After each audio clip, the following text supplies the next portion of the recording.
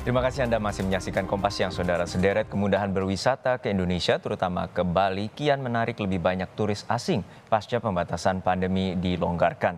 Namun akhir-akhir ini, wisatawan asing di Bali menjadi sorotan karena bermacam ulah dan pelanggaran hukum.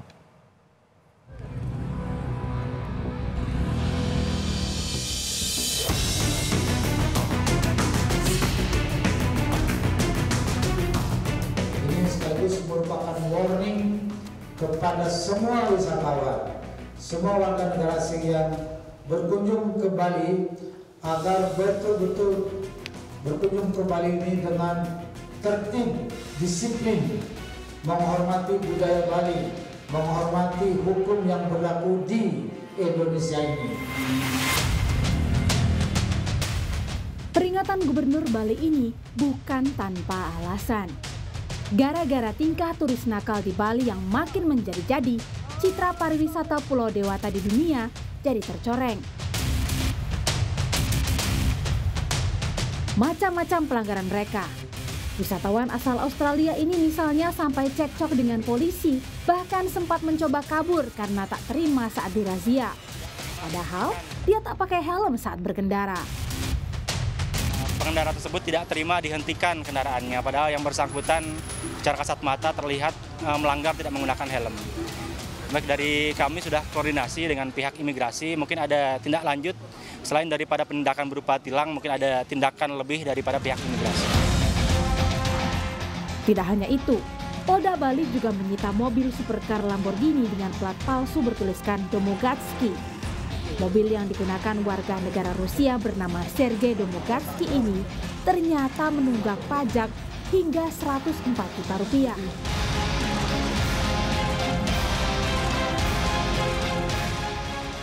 Ternyata yang punya ini adalah salah satu perusahaan di Bandung.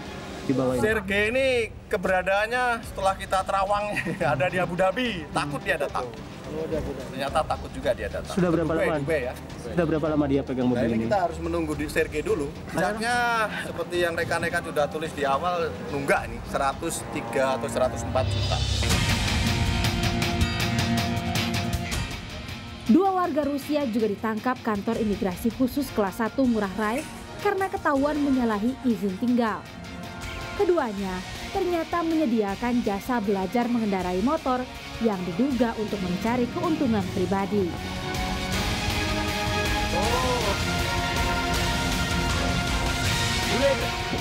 Jumlah turis asal Rusia dan Ukraina memang meningkat setelah kebijakan visa on arrival berlaku di Bali. Namun kemudahan ini justru diduga dimanfaatkan turis-turis nakal. Mereka bukan cuma berlibur, tapi juga mencari kenyamanan, termasuk bekerja, tapi tanpa izin. Ya, semua mereka datang mengungsi atau mencari tempat pelarian mungkin, tapi karena mereka melihat banyaknya ada warga negaranya mereka di sini, mungkin mereka merasa itu jadi lahan bisnis, ya kan?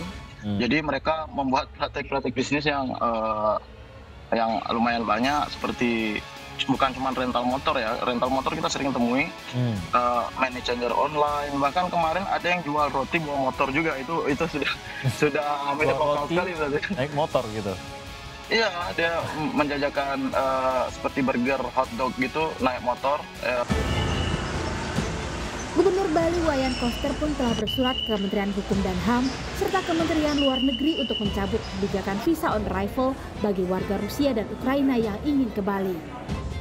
Ketua Ikatan Cendekiawan Pariwisata Indonesia Azril Ashari menilai kemudahan berwisata ke Indonesia harus dievaluasi agar bisa menjaring wisatawan asing yang mendatangkan investasi, bukan malah menjadi kompetitor ekonomi warga lokal.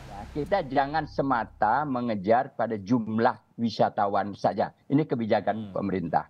Kita harus lihat kepada values, nilai, length of stay. Itu harus kita kejar. Biar dia nggak banyak, tetapi dia lebih lama di kita. Kemudian spend of money-nya. Nah, bukan dia kerja di kita, tapi spend money dia. Nah, itu kemudahan visa. Ini harus dievaluasi. Kan banyak tuh kebebasan visa. Bukan hanya bebas saja, tapi juga visa on arrival juga ada. Bahkan terdapat juga visa dalam pesawat juga sudah ada. Nah, kemudian visa 5 tahun sama 10 tahun. Kita evaluasi. Untuk Satgas dengan Pemda dan kami sudah menyampaikan hotline untuk termasuk juga para netizen untuk melaporkan nih seandainya ada pelanggaran wisatawan mancanegara. Jadi kita tidak akan ragu untuk menindak tegas. Kita perlu pengawasan dan penertiban, istilahnya law enforcement kita tingkatkan, dan tentunya para warga lokal, pelaku usaha harus lihat kalau misalnya ada di sebelah kiri, sebelah kanannya yang menyewakan kendaraan atau membuka usaha fotografi, itu nggak boleh. Itu 100% untuk warga lokal, dan saya akan berjuang, saya akan pertahankan, karena kita kebangkitan pariwisata kita ini untuk menciptakan 4,4 juta lapangan kerja baru di 2024. Kebijakan terbaru, Gubernur Bali Wayan Koster juga bahkan melarang turis asing untuk menggunakan kendaraan sewaan buntut maraknya pelanggaran. Polda Bali mencatat, hingga 12 Maret lalu dalam sepekan sudah ratusan turis asing yang melanggar aturan lalu lintas hingga pidana di Pulau Dewata. Jadi karena itu saya meminta kepada turis, wisatawan, WNA yang berkunjung ke Bali menghentikan perilaku buruk seperti menggunakan kendaraan di jalan, kemudian melakukan pekerjaan-pekerjaan yang bukan semestinya, karena ini adalah wilayah yang harus kami kontrol sesuai kewenangan yang kami miliki di Provinsi Bali ini. Namun, kebijakan ini ditolak para pengusaha rental motor di Bali karena dinilai salah sasaran. Kita jelas menolak tegas itu ya, karena menurut saya apa yang disuarakan Gubernur Bali itu salah sasaran ya. Kita seperti ibaratnya mau menangkap tikus tapi lumbungnya yang dibakar gitu. Karena ini persentase boleh bermasalah itu kan dari 100% paling 10% gitu. Harusnya pihak imigrasi atau pihak-pihak terkait itu yang harusnya digalakkan untuk mencegah pengecekan, mencegah, ya, bukan usaha rentalnya yang ditutup.